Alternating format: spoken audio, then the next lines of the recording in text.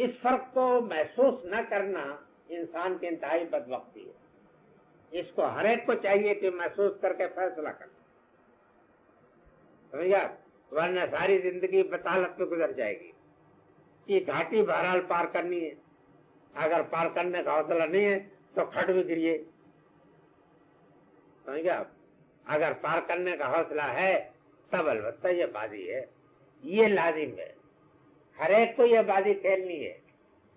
یہ میں آگاہ کر دیتا ہوں کہ یہ بازی ہر ایک کو کھیلنی ہے. سمجھ گیا؟ اگر آپ کے پاس قارون کی دولت ہے، جب بھی آپ کو یہ بازی کھیلنی پڑے گی، گھاٹی پار کرنا پڑے گا. اور اگر آپ کے پاس جو ہے بلال کی غربت ہے، جب بھی آپ کو یہ بازی کھیلی کی ملے گی. اس کے بغیر یہ نہیں. وما ادراک ما العقبہ، اور کیا جانے، کیا سمجھے کہ گھاٹی کیا ہے. اس معاملے میں اللہ میں بھی تسلیم کرتے ہیں کہ ہے گھاٹی بہت مشکل، لیکن بتا دیا کہ گھاٹی سواری کیا مراد ہے. وہ یہ کہ آدمی انفاق کرے، فق پر رقبہ، گردن چھڑائے، یعنی غلاموں کا عدد. یہ بات یاد رکھیے کہ یہ مکی سورہ ہے، ابتدائی صورتوں میں سے ہے. ابتدائی صورتوں میں غلام کو آزاد کرنے کے لیے آپ نے یہ دیکھا اس سورہ میں پہلا کام غلاموں کو آزاد کرنا سب سے بڑی نیکی بات ہے. اب کتنے زیادہ اسلام سے دور ہو گئے وہ لوگ کہ جو یہ سمجھتے ہیں کہ غلامی اسلام کے نظام کا اپنا کوئی جز ہے. اگر اسلام کے اپنے نظام کا جز ہو تو اپنے مذہب کے نظام کا جو جز ہو تو اس کو پروان چڑھانا ہمارے لیے نیکی ہے، اس کو مٹانا تو ہمارے لیے نیکی نہیں ہو سکتا.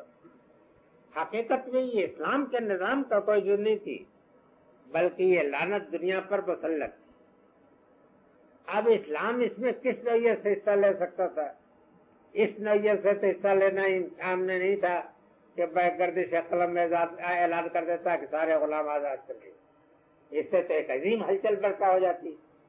معاشرہ تمدن میں ہر گھر میں لونڈیاں بھی، غلام بھی. اس لیے اسلام نے آغاز یہاں سے کیا کہ غلام کے آزاد کرنے کو سب سے بڑی نیکی قرار دیا ہے. یہ اعلان اس وقت ہوا ہے کہ جب کہ دنیا کے کسی گوشے میں بھی یہ اعلان نہیں کیا تھا. کہیں آزادی کے جو علمبردار لوگ یہ تھے نہیں. لیکن ہمارے یہاں غلط فہمی پیدا ہو گئی کہ مولوی لوگ غلامی کے نظام کو اس طریقے سے بیان کرتے ہیں کہ جس طرح روزہ نماز کا اسلام نے حکام دیا ہے، غلامی بھی اسلام کے انسٹیٹیوشن کا کوئی جز ہے کہ جس کو پروان چڑھانا ہمارا کام. چنانچہ بعض حضرات جو اسلامی نظام کا خواب دیکھ رہے ہیں، ان سے جب سوال کیا گیا کہ کیا آپ جب اسلامی نظام قائم کر لیں گے تو پھر غلامی کے سسٹم کو راج کر دیں گے، تو انہوں نے کہا ہاں یہ بات ہی ہو جائے. اس کی وجہ ہے کہ ان کے نزدیک واقع ہے کہ اس نظام ان کے نظام کا جز ہے. سمجھ گیا؟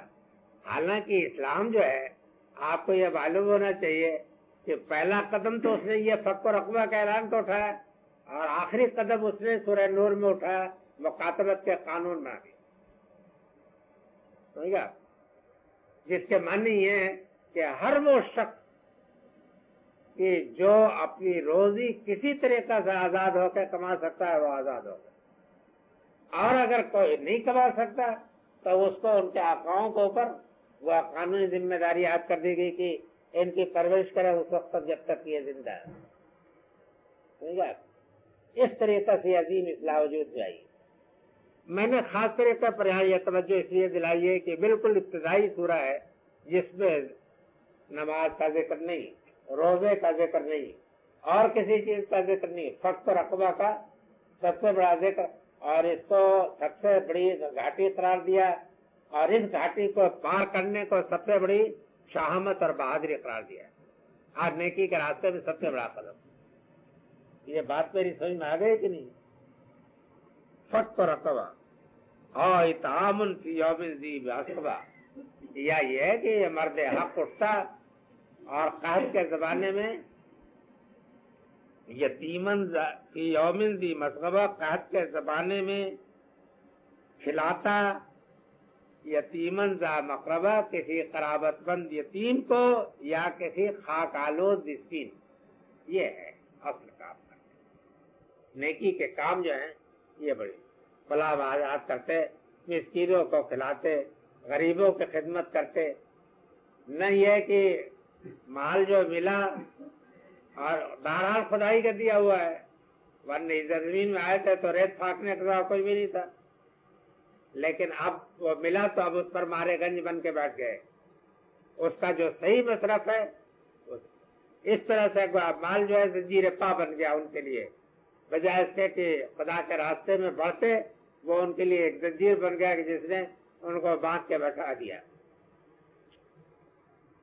اور مسکینوں کا مطلب کسی مسکین خاک آلود کو معلوم ہوا کہ دیکھیے اللہ میاں کا حال یہ ہے کہ کسی یتیم مسکین کی خاک آلودگی کے اوپر عرش پر بیٹھے بیٹھے تمام کائنات کے مالک ہونے کے باوجود انہیں بھی رحم آتا ہے. سمجھ گیا؟ حالانکہ وہ سب کچھ کر سکتے ہیں. سوال یہ ہے کہ کیوں ہوتا ہے؟ اسی لیے تو ہوتا ہے نا کہ ہماری آنکھیں جو ہیں دیکھیں ان چیزوں کو کہ خداوند تعالیٰ یہ بھی بنا سکتا ہے.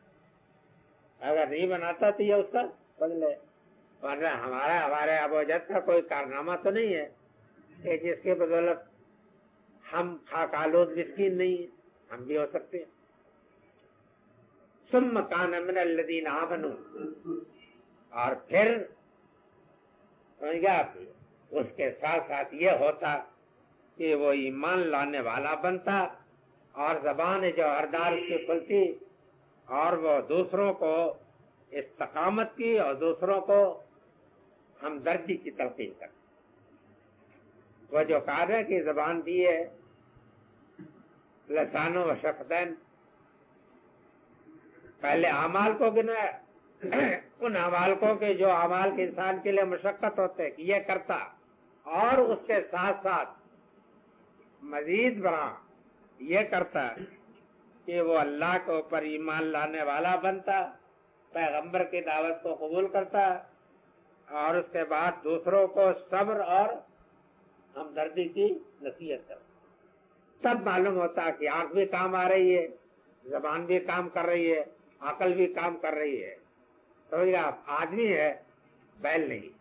بہرحال یہ ہے اللہ کا بندہ, یہ ہونا چاہیے. اگر زبان اور آنکھ یہ نہ کام کریں تو اس کے معنی یہ ہے کہ وہ آدمی نہیں, اللہ میاں کا منشا جو ہے وہ ایک بھی نہیں پورا کر سکا, اور اس کا وجود اس کے لیے لعنت ہی بنا.